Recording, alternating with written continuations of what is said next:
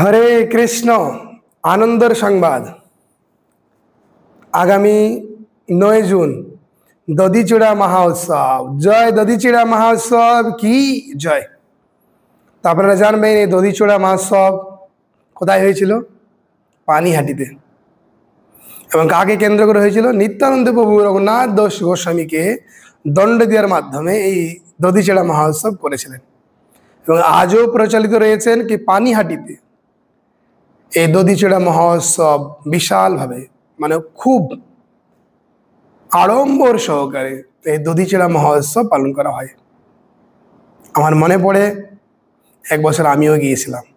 সেখানে কি হারে ভিড় বর্ণনা করতে গিয়ে আপনাকে বলি, আমরা নিজের চোখের সামনে লোককে মূর্তি দেখেছি, এতই ভিড়।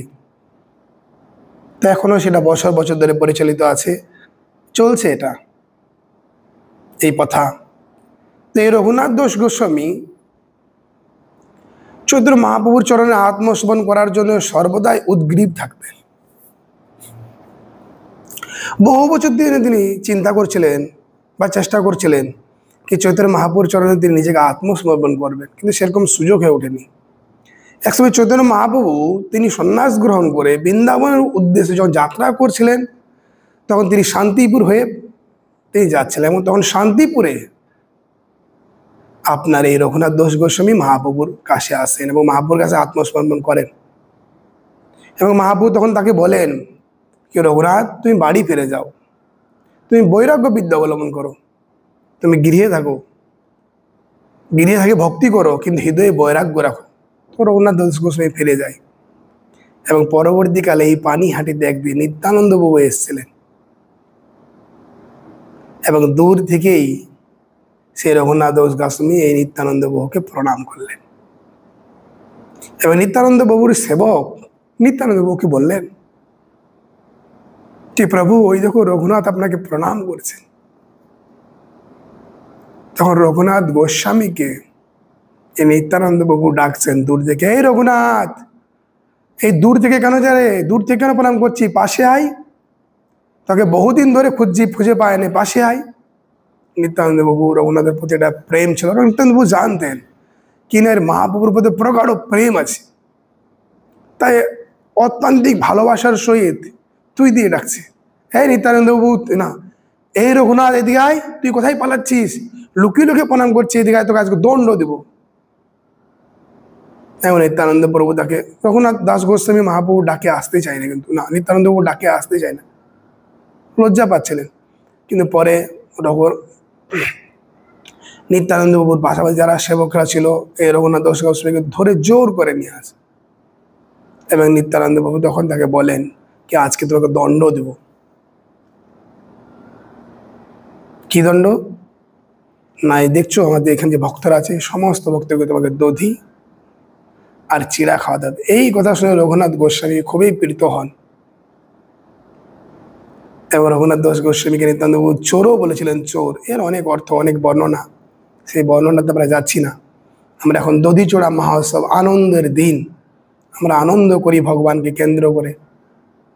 তো এই নিত্যানন্দ প্রভু এই দধিচূড়া মহোৎসব তিনি করলেন এই রঘুনাথ দাস গোস্বামীর মাধ্যমে। এবং রঘুনাথ খুব প্রসন্ন হয় এবং রঘুনাথ দাস গোস্বামী তিনি বাড়ি যান। তিনি অনেক টাকা পয়সা নিয়ে এসে তিনি দধি চিড়া নিয়ে আসেন। সেখানে বর্ণনা দিয়েছেন, সুন্দর সুন্দর ভাঁড় এনেছেন তিনি, যেগুলো আমরা মালসা বলি, সেইগুলোতে। আর বড় বড় আরো দধি ভেজানোর জন্য, আপনার চিড়া ভেজানোর জন্য বড় বড় পাত্র এনেছিলেন, দুধ রাখার জন্য, দই রাখার জন্য বড় বড় পাত্র এনেছিলেন। বলছেন বানানোর সিস্টেম, বলছেন দধি চিড়া বানানোর সিস্টেম বলছে, একটাতে কি করেছেন, গরম দুধের মধ্যে চিড়া দিয়েছে, এটা দধির মধ্যে চিড়া দিয়েছে, আর একটা দুধকে ঘন করার পরে তাতে চিড়া মিশিয়েছে, ওতে দিয়েছে বলছেন কাঁঠালি কলা, চিনি, গুড়, খেজুর, আঙ্গুর, অনেক কিছু মিশ্রিত আর বিভিন্ন টাইপের। এই নিত্যানন্দ রঘুনাথ দাস গোস্বামী এগুলোর বন্দোবস্ত করেন। এবং যখন সেই গ্রামবাসী শোনেন কি ওইখানে মহা উৎসব আছে, তখন গ্রামবাসী পর্যটনে আসতে শুরু করে। এবং রঘুনাথ দাস গোস্বামী যখন দেখেন কি আমি যে আয়োজন করেছি এটা কম পড়ে যাবে, লোকজন আসছে, তখন রঘুনাথ দাস গোস্বামী আবার তিনি আবার নিয়ে আসেন, আরো বাড়ায়, মানে কি মাত্রা বাড়ায়,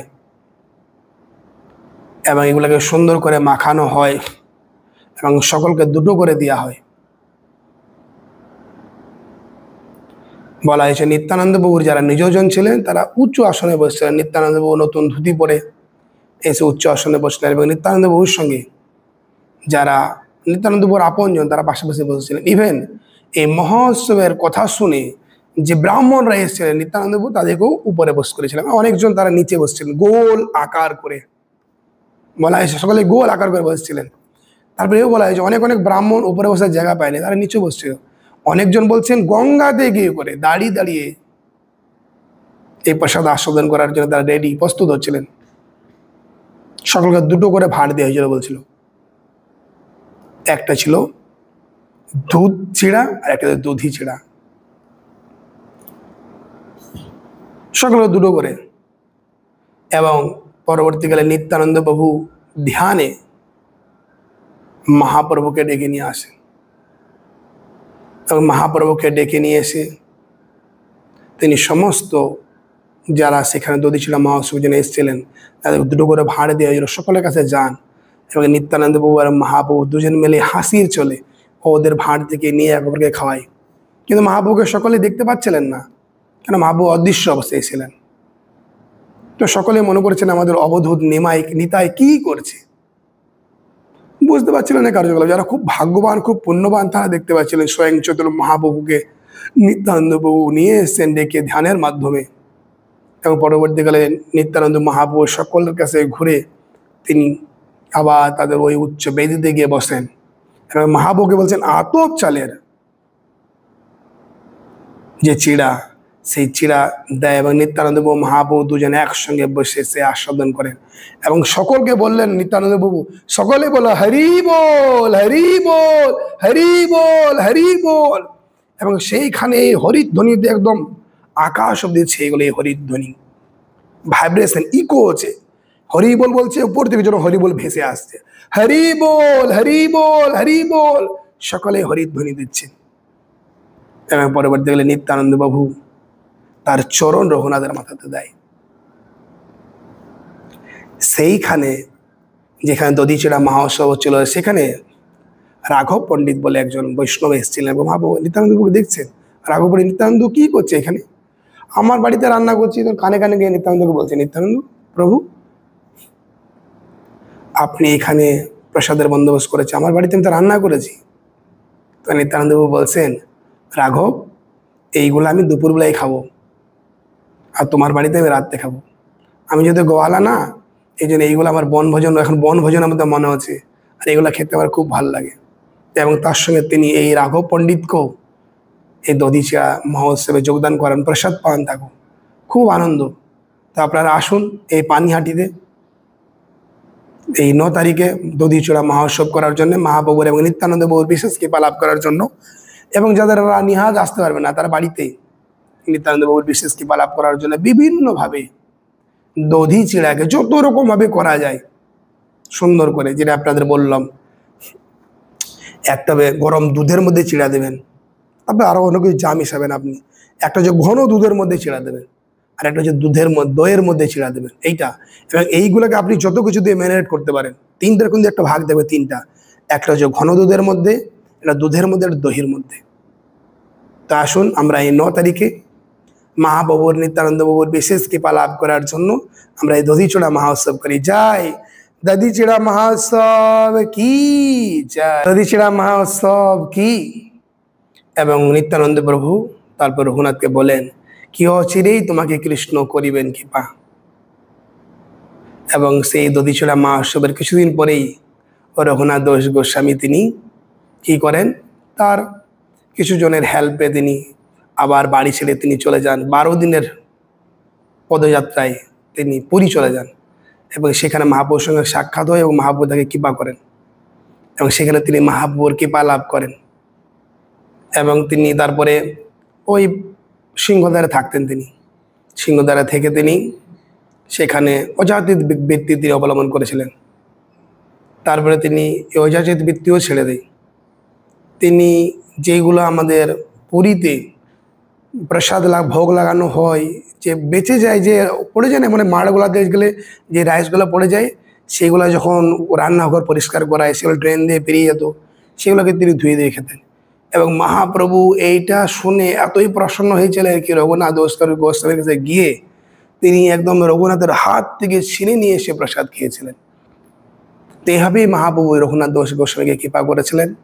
তো আমরাও যদি মহাপ্রভুর কৃপা লাভ করতে চাই, তাহলে আমাদেরকে মহাপ্রভুর বৈরাগ্য বিদ্যা নিজ ভক্তিযোগ শিক্ষার্থম এক পুরুষ পুরাণ, মহাপ্রভু অবতীর্ণ হয়েছিলেন নিজ ভক্তিযোগ, নিজের বৈরাগ্য বিদ্যা